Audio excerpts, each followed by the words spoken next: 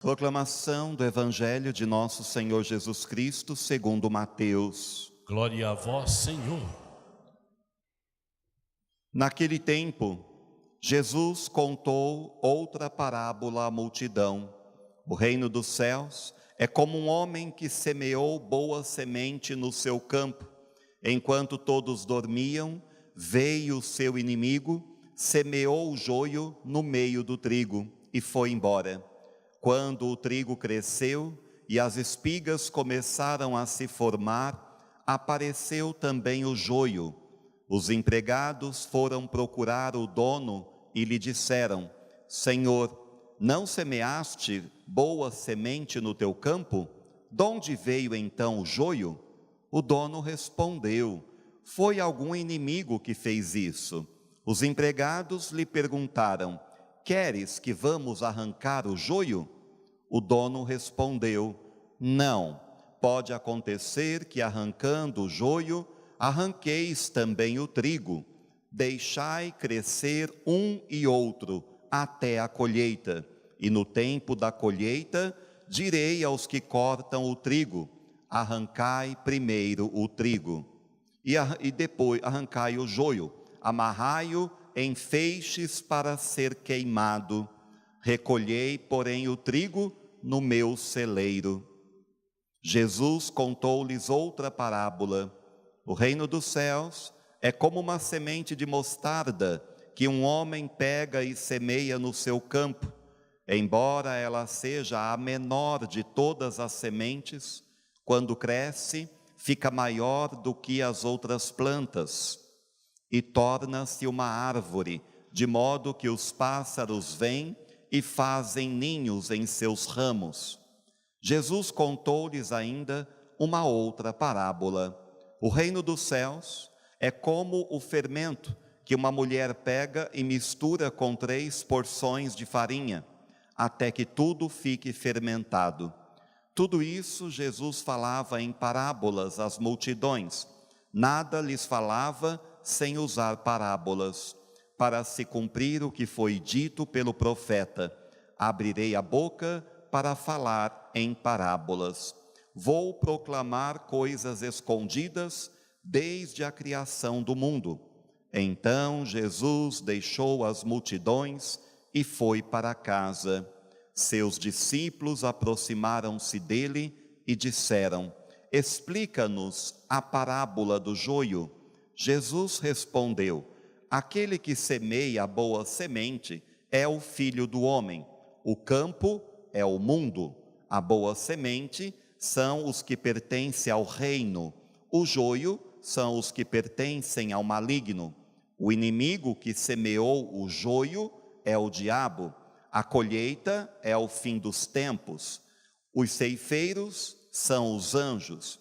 Como o joio é recolhido e queimado ao fogo, assim também acontecerá no fim dos tempos.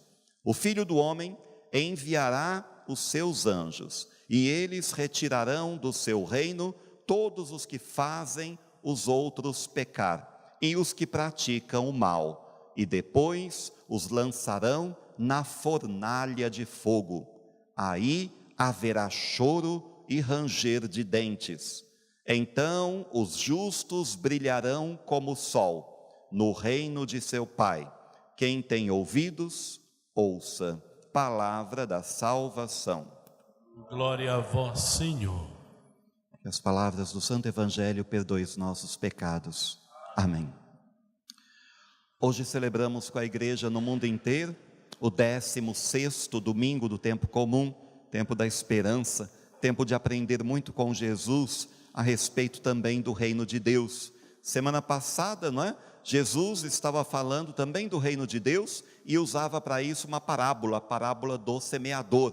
Todo mundo lembra, né? Ele semeou em terreno à beira do caminho, duro como o chão batido, terreno pedregoso, terreno cheio de espinho, também terreno bom. Naquele momento, ali nós entendemos a respeito da questão de a semente ser boa, o pregador bom, mas o terreno ruim. Hoje, Jesus conta outra parábola ainda do mundo agrícola, né? Falando do joio e do trigo. Um homem, né? O reino dos céus, ele diz, é como um homem que semeou boa semente no seu campo, jogou boa semente, mas enquanto todos dormiam, então veio o inimigo e também semeou o joio ali no meio. E aí, algumas pessoas viram crescer, os empregados foram até o dono da plantação e disseram: Senhor, o senhor não semeou só semente boa? Por que está nascendo essa semente ruim?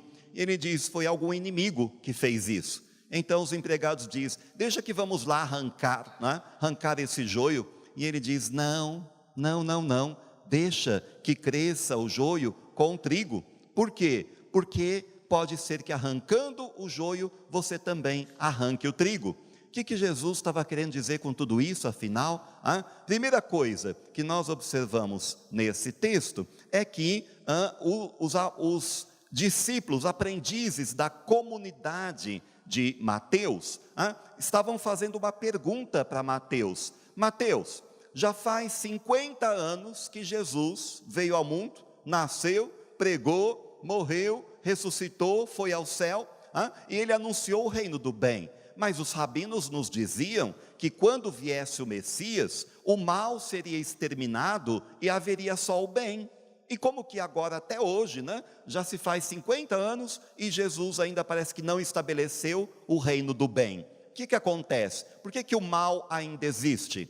E aí é justamente o momento em que Mateus começa a explicar esta parábola de Jesus. Ele diz: o mal convive com o bem, é verdade, mas enquanto houver tempo, Deus tem paciência para que os maus se convertam e possam fazer o bem, passem para uma outra vida. Mas ele conta tudo isso em parábola, e ele diz assim: olha, deixai crescer um e outro até a colheita, e no tempo da colheita direi aos que cortam o trigo: arrancai primeiro o joio, arranca o joio, amarra em feixes, e depois põe para ser queimado, mas o trigo recolhei no meu celeiro.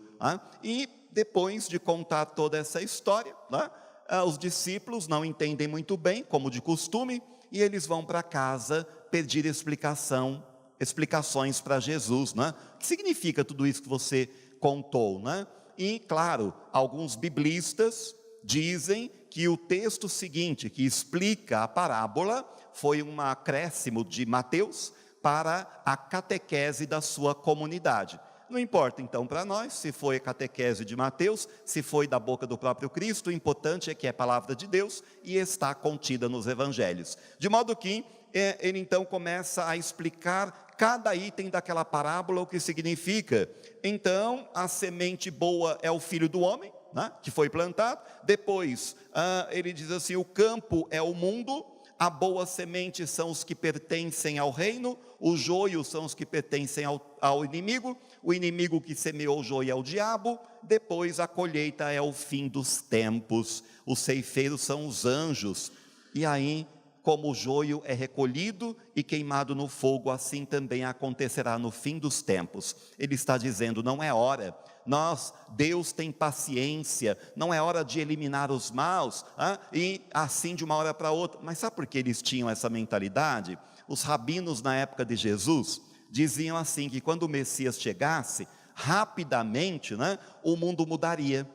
Tanto até o próprio João Batista dizia: ele já está chegando, ele está com a pá na mão, pronto para limpar a sua eira, ele vai separar os bons dos maus e jogar o joio, e vai jogar a palha no fogo que não se apaga. Lembra desse texto? João Batista também acreditava que assim que o Messias chegasse, o mal já seria separado do bem, e aí haveria um reino do bem. Era uma coisa muito imediatista. Mas Jesus não. Ao invés de acabar com aqueles que eles chamavam de maus, Jesus vai conviver com eles, Jesus vai caminhar com esses pecadores, Jesus vai olhar para o ladrão, não apenas como um ladrão, mas como um ser humano, que as circunstâncias e a vida o tornou ladrão. Por isso que na cruz ele é capaz de perdoar aquele chamado bom ladrão. Ainda hoje estarás comigo no paraíso. Jesus confia na conversão das pessoas. Às vezes nós não acreditamos. Tem gente que diz assim: aquele ali nasceu torto, vai morrer torto. Para Jesus não, ele acredita, confia até o fim que a pessoa pode mudar. Por isso que um dia ele tinha contado outra parábola, né? Quando disseram assim, olha, essa planta não está dando fruto, vamos arrancar? Ele diz, não pai, deixa que eu vou lá cavar um buraco em volta, colocar adubo, regar, espera mais um ano, quem sabe ela dê fruto. Deus é paciente, Deus é misericordioso para conosco, porque se assim não fosse, não teria mais nenhum de nós. Eu lembro de uma passagem em que Jesus queria passar, né, pelo território dos samaritanos, lembra disso? Queria passar por ali, ele manda os seus discípulos irem à frente para pedir permissão. Aí os samaritanos dizem, não queremos que ele passe por aqui não. Então Jesus falou, vamos dar a volta, é uma volta mais longa, mas nós vamos chegar onde nós queremos. Aí os discípulos falam para Jesus, Jesus, você quer que nós peçamos fogo, para que caia fogo aí na Samaria e acabe com todo mundo? Olha que coisa, né? Às vezes tem gente que é assim, alguém faz o mal para você, né? Alguém fala o mal, e a pessoa fala, tomara que Deus faça isso, né? Essa pessoa vai pagar o que fez, né? Vai ver, eu não faço nada, mas Deus vai fazer, como se a gente fizesse igual eles, né? Senhor, manda fogo para acabar com essa pessoa, né? Manda fogo para destruir tudo, né? Às vezes nós somos meio assim, impacientes, mas Deus não, Deus ama tanto aquele que está pedindo, né? Que ele fala, ai meu filho, você nem sabe o que você está pedindo, né? Como Jesus na cruz, pai perdoa, eles não sabem o que fazem. Jesus não quer a destruição, Jesus quer conversão, Jesus é vida, Jesus é amor e misericórdia. Ele não quer que arranque o joio. Vocês sabem que para quem conhece as duas plantas, dizem que quando está crescendo, o joio parece muito com o trigo. Parece? Sim ou não? Quem conhece parece? O joio diz que é muito semelhante ao trigo, né? Mas quando eles crescem, então o trigo vai brotar aquela semente. Aí ele fala, deixa crescer até a colheita. Nós temos até a colheita, nós temos até o momento da nossa colheita. Ninguém sabe quando vamos ser colhidos para a glória, ninguém sabe quando vamos ser julgados. Então não está na hora ainda de cortar, está na hora de converter, de buscar a Deus, de esquecer o pecado, de deixar para trás planos que talvez fossem contrários a Deus, para a partir de agora, nos tornarmos trigo, capazes de um dia sermos guardados no celeiro de Deus. E aí, Jesus então, conta mais algumas parábolas, né? Além desta do joio, porque na do joio, ele fala palavras fortes, né? Até as pessoas dizem assim, os biblistas falam, são hebraísmos, né? São hebraísmos radicais, para que os rabinos utilizavam naquela época. Mateus também está usando, porque ele é judeu, falando para judeu. Sim, ele é judeu falando para judeu, sim, ele está usando expressões hebraicas, mas sim também é verdade o que ele está falando. Haverá uma colheita, e os justos, então, os maus serão lançados na fornalha de fogo, e os bons, aqueles que são de Deus, os justos, brilharão como o sol no reino do seu Pai. Brilharão como o sol. Vamos dizer isso? Os justos brilharão como o sol. De novo, os justos brilharão como o sol no reino do Pai. Olha que beleza, né? É assim que nós realmente acreditamos, né? Não porque é apenas uma força de linguagem, uma força de expressão, mas porque da mesma forma que existe salvação, também existe condenação. Tem gente que fala que não, né? Que está todo mundo salvo, está todo mundo faz o que quiser, vamos fazer o que der na telha, né? Depois Deus é misericordioso e tudo bem, né? Não é bem assim. Primeiro porque quem vive no caminho fora de Deus, no caminho errado, está sempre triste, infeliz, está sempre incompleto. Mas quem vive com Deus estará sempre completo e depois encontrará a realização da salvação eterna. Jesus ainda compara o reino de Deus como uma semente de mostarda, que diz aqui, a menor de todas as sementes. Mas quando ela é lançada ao chão, quando ela germina e cresce, ela vira uma árvore. Alguém conhece pé de mostarda? Ela tem mais ou menos uns 4 metros de altura. Nem parece que saiu daquela sementinha pequena, né? E aí as pessoas falam assim, esse pau nasceu torto, vai morrer torto, não vou nem gastar meu latim com eles, né? Tem que gastar sim, porque a sementinha lançada, ela cresce. Ele está dizendo assim: olha, muitos não estão me ouvindo, mas vocês estão me ouvindo. Essa sementinha aí vai crescer como uma árvore frondosa, que ninhos de passarinhos serão feitos nela. Então, creiam, acreditem que a palavra de Deus é fecunda o bastante para que ao ser plantada ela cresça e fique gigante. Depois ele compara de novo com outra parábola prima dessa, irmã dessa, Ele diz assim: o reino de Deus é como um fermento que uma mulher pega e mistura com 3 porções de farinha. Olha, já tem uma receitinha aqui, 3 porções de farinha e para fazer a massa, e a massa então fermenta e fica bem maior. Sabe quem é este fermento? Eu e você. Nós somos o fermento nesta grande massa que é o mundo, que ainda talvez não conheça Deus. Não conheça Deus profundamente, porque conhecer Deus mais ou menos, as pessoas sabem que existe um Deus, imaginam, sonham, criam até um Deus fantasioso, explicam, pregam um Deus segundo a sua própria vontade, o seu desejo de que Deus fosse assim, tem, mas como é Ele verdadeiramente? O que Ele pede verdadeiramente? Esse reino de Deus que cresce, essa semente que precisa lançada.